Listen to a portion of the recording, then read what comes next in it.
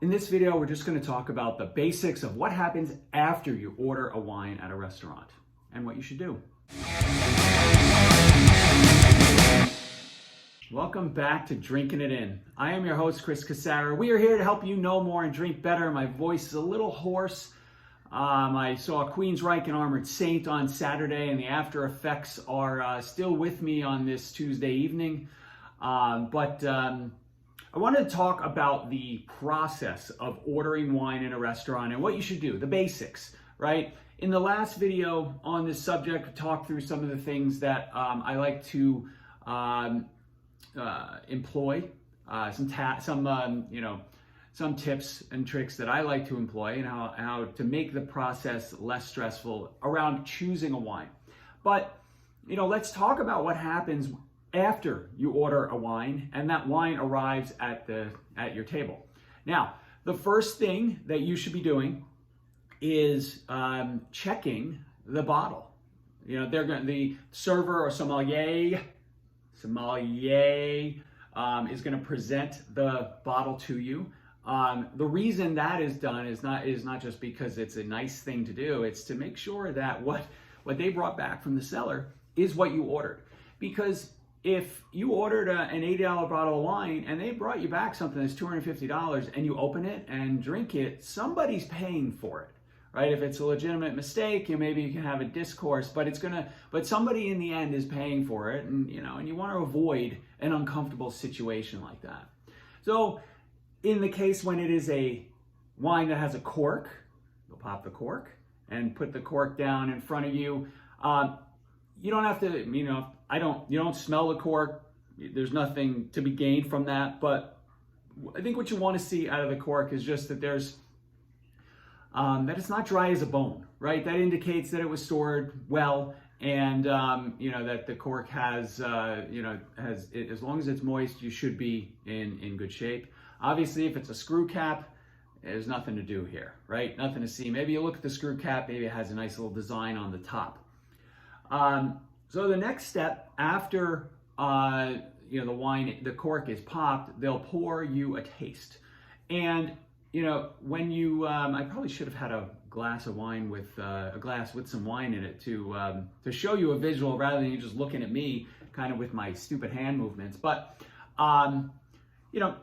swirl the wine, give it some air, smell it, and give it a taste. Now, the purpose of this step is not for you to determine that, okay, I like this wine, please go ahead and pour it, or I don't like this wine, bring me something else, because that's not the point of them pouring you a taste, right? The point of that is for you to make sure that the wine is not corked and it's not spoiled, right? So if you smell the wine, it kind of has like a wet cardboard or a wet dog type of a smell, something that just smells off. Don't be afraid to call that out, because it could be a problem. I've been involved in a lot of these situations, and over the through the course of my experience, I've only actually had one. Oh, let's knock on the wood table here. I've only had one situation where a corked bottle was opened in front of me, and I did a swirl and a sniff, and I thought it didn't smell right to me. And then, so I did say to the, and I don't think it was a sommelier at this point. I think it was just a server, the server, not just the server, the server. And she gave it a quick smell and she was like, yeah, that doesn't smell right. And she went back, she took it back to someone else, maybe head, general manager, head waiter, or the sommelier, if the person was on the floor. And they agreed. They brought back another bottle, same wine, same vintage, and it was fine. So it does happen, and it's a real problem in some older wines. Typically, I'm not necessarily ordering older wines in restaurants at the price tags that they are at, but it does happen. So be careful.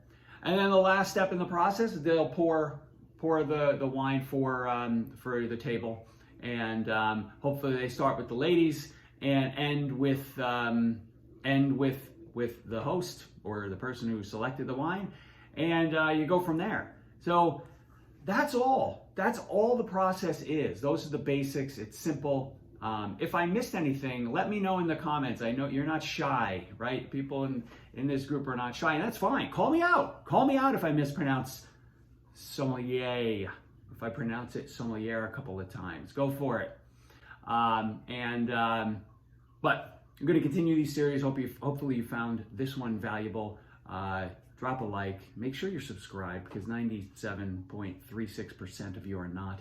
And while I appreciate every view, the more people that subscribe, the easier it is for people to find us and for us to grow this community and have a better discourse in the comments. I'll talk to you guys soon.